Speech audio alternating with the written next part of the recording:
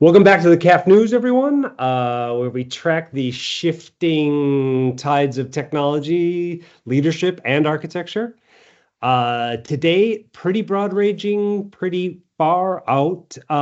Talk about scale, talk about change, real-time defense systems, land, sea, air, space, cyber, data center backbones faster than the internet, all the way up to satellites, who are maybe not just relaying, but thinking mid-orbit and stretching the boundaries of IT infrastructure. The edge of everything is where everything is headed, including architecture. Let's dive in. Brice, how are you? I'm doing great. Wow, lots of stuff happening. Let's start maybe with the NVLink and the spine. I think this is huge, and it leads into our next story, which is around. I never thought I would actually say this. This sounds very science fiction-y, but we'll be talking about space infrastructure is a thing.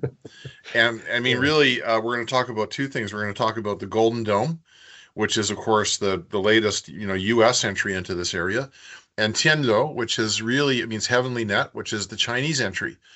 And, they're distributed supercomputer literally in orbit. So let us start with NVLink and why that is so huge. And I'm just going to pull up a quick picture of our buddy Jensen standing next to it. And in the picture, the red thing that looks like a spine is actually the NVLink spine. We're talking almost a couple of terabits per second throughput. And I mean, that's a couple. I mean, per second. Yes, 130. Oh, faster than the entire throughput of the global internet. Sorry, what was that? 130 terabits 130 per second? terabytes per second. So there you have it. It's more than a couple. It's way out there. Yeah, way. I mean, this is like for downloading movies. This really gets around the problem. Yeah, this is like for pirates out there. This gets around some of the problems. Like you could download the whole internet in 1 second with this technology. And it's not that big. Like it could literally fit inside a house, a bedroom, a garage, or anywhere, or a space station. For example. Yeah, AI data centers, 130 terabits per second links between currently 72 GPUs in this system. So yeah, I mean, quite the network upgrade. He wants to build the backbone for the next age of AI. Performant, energy efficient, super low latency. So the trade-offs get smaller. So when you look at this whole strategy, really, I think what NVIDIA is moving towards is dominance in an intelligent data center market. Yeah. And I think they're achieving that. I think they've got some very significant moats with the processing power and now the communication backbone. They seem to really have a plan here. They're moving in that direction. Do you see? I don't see anybody else really close to them right now in competing in this space. Do you? Like it's No. I mean, it's really interesting to think about if you want to think, last chapter and look at the, Intels and AMDs of the world. We're doing the compute, and then, Cisco and company were handling the networking, and completely others handling storage. This isn't specifically talking about storage, but NVIDIA here is really packaging the compute and the networking all in one, which makes a lot of sense, because they can customize so much of the connections between these ultra fast and powerful GPUs. So yeah, I think it's fairly unprecedented and a huge step forward. Huge step forward in the market. I could see some of their satellite companies, like people like Micron, building the memory chips to sort of, fuel this growth. Yeah, sure. But it's, and there's a few other companies in there. I don't see the rivals really having like in terms of like an intelligent data center and what that could mean. I just don't really see there's entries, but I don't see them as being terribly competitive at this point, especially when you start to build out throughputs like this. Yeah, certainly not. Certainly the most mature offering out there. And, at this point, it's on the stage. So when does it get to a data center and actually function? We'll see. But yeah, super interesting development. And that, that sort of leads right into our next discussion point. We're seeing like two major announcements really in the last week. I think one of them is the Tianluo, which is the heavenly net from China, and the other one is the Golden Dome.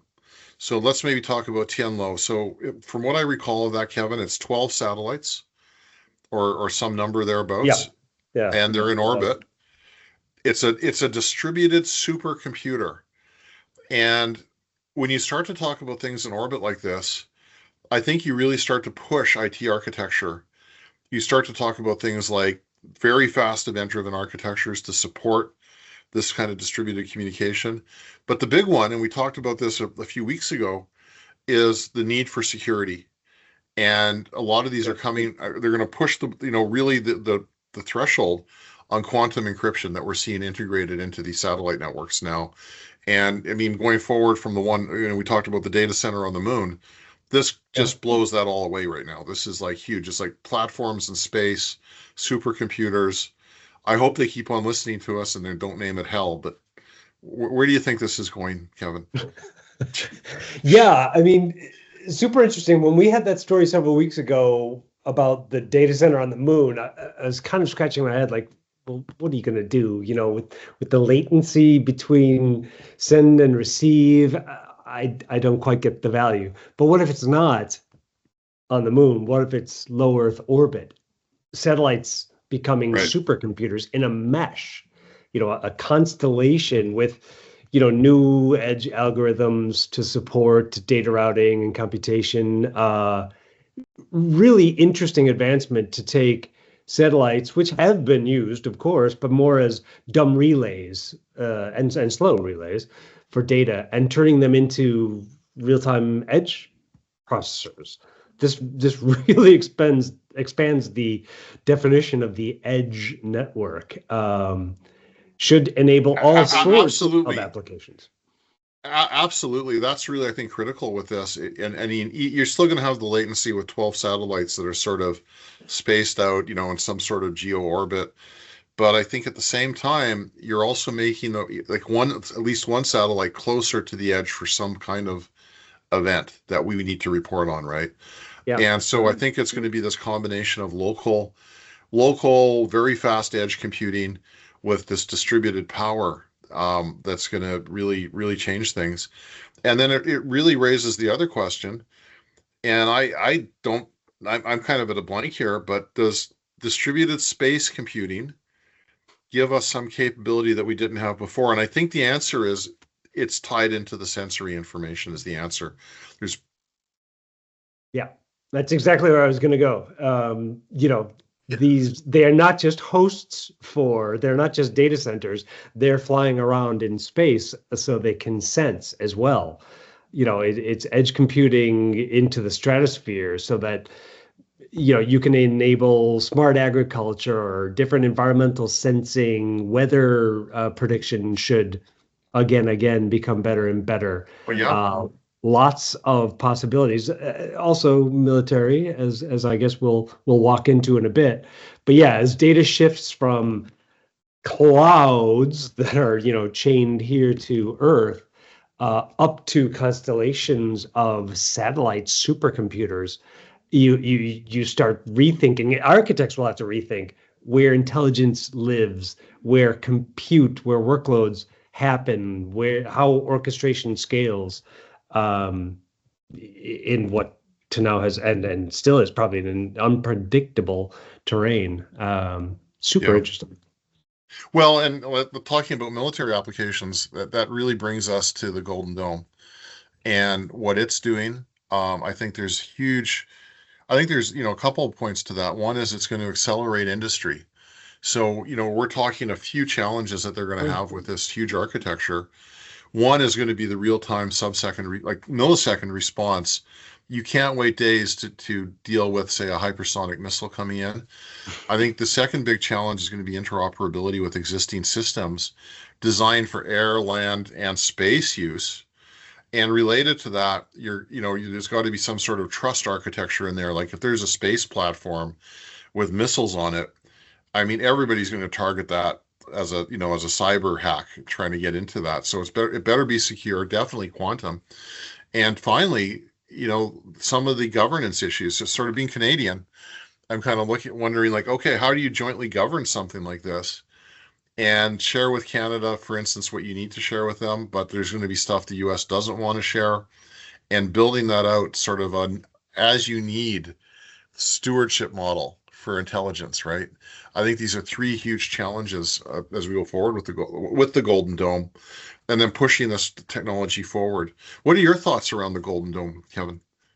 Yeah, I think it's interesting, and it's interesting work that they put out, this entire sort of reference of defense as a platform.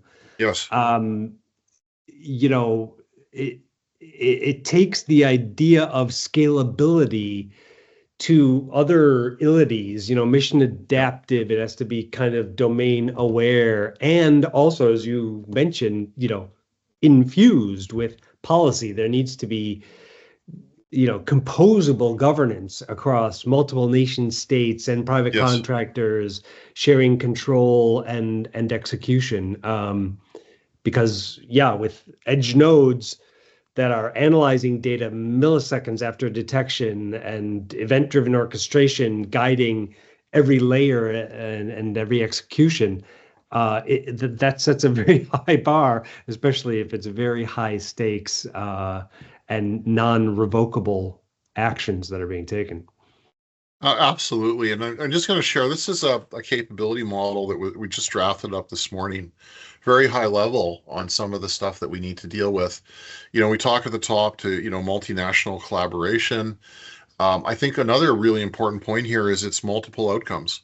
So we're moving beyond single outcome systems to systems that need to necessarily achieve multiple steps to be successful. Like Sure. you just can't detect one missile and shoot it down. There's going to be a whole coordinated set of activities.